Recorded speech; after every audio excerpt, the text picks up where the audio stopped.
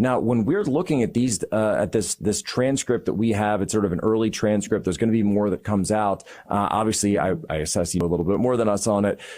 He's very clear about actually having not only these 20 speakerphone FaceTimes with Hunter Biden and his father, as well as some of the most corrupt oligarchs and individuals on the planet. But at one point, and this is direct from his prepared remarks, he has a phone call with members of Burisma, specifically talking about getting the investigation closed. This, and if you lay out the timeline, they're in Dubai, where this exiled Ukrainian oligarch, sounds like something out of a really bad Tom Clancy novel, is hiding. And they're meeting with Hunter. Hunter puts the dad on the phone. They have the conversation. 5 days later, Joe Biden flies to Ukraine and gets the prosecutor fired. You've actually got Devon Archer giving this testimony. I'm reading it going, why am I not seeing the follow-up here from the FBI? Why are we not seeing follow-up from the DOJ? I mean, this sounds like Mayor Daley level machine corruption in our government. How should we think about this? You should think about it exactly like what you just called it, because that's what it is. And here's what's more disturbing to me, Jack, is they had this information in 2020. Bill Barr, as Attorney General of the United States of the Department of Justice, held in his hand the FD 1023 form that the FBI brought forward that showed the $5 million bribe given to Joe Biden and the $5 million bribe given to Hunter Biden around that same time frame.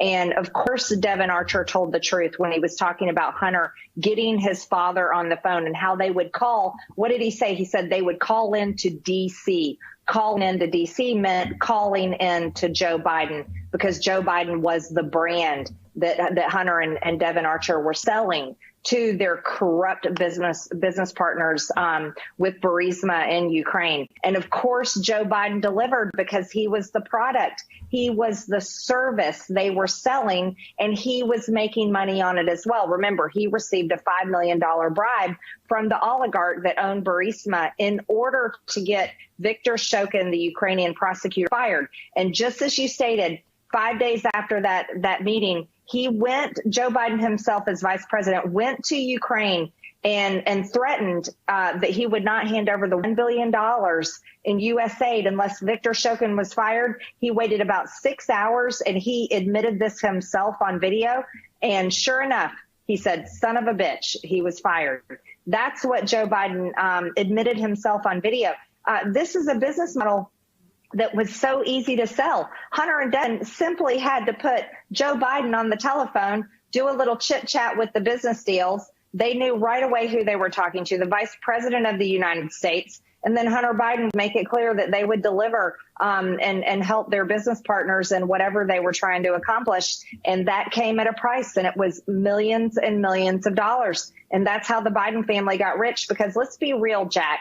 We all know how much politicians get paid, and they don't get paid enough money for all those years. Joe Biden has been in office for 50 years, longer than I have been alive, and I'm not a young person, 50 years.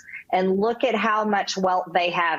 And what does Hunter Biden have to offer anyone? He's a crackhead. He's a washed-up drug user. He doesn't have the type of experience to be making tens of millions of dollars from countries and companies all over the world. But he did have one product that was really special that no one else had. He had the vice president of the United States, and that's his father.